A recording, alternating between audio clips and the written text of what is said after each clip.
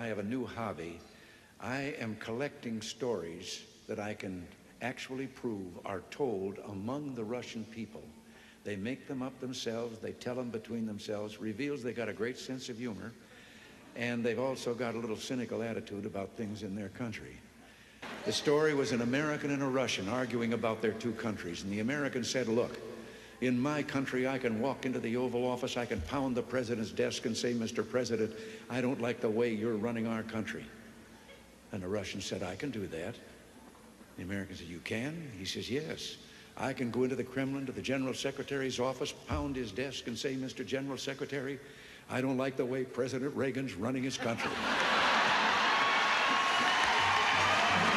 I didn't tell this one to Gorbachev.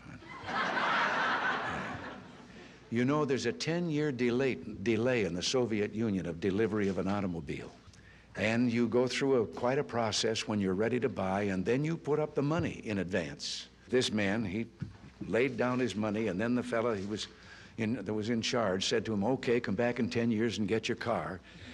And he said, morning or afternoon?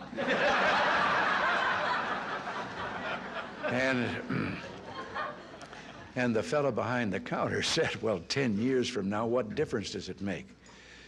And he said, well, the plumber's coming in the morning. Less than 1 family out of 7 in the Soviet Union owns an automobile. Most of the automobiles are driven by the bureaucrats.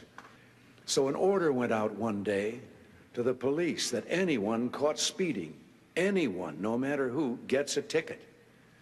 Well, Gorbachev came out of his country home, his dacha. He was late getting to the Kremlin. There was his limousine and driver waiting. He told the driver to get in the back seat, he'd drive, and down the road he went. They passed 2 motorcycle cops. One took out after him. And pretty soon he's back with his buddy, and his buddy says, well, did you give him a ticket? And he said, no. Well, he said, why not? Oh, he said, they're too important. Well, he said, we're told to give anybody a ticket, no matter who it is. Oh, he said, no, this one was too, I could. Well, he said, who was it? He said, I couldn't recognize him, but his driver was Gorbachev.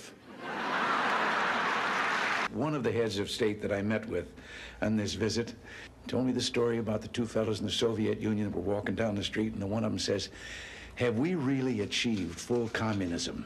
Is this it? Is this now full communism? And the other one said, oh, hell no, things are going to get a lot worse.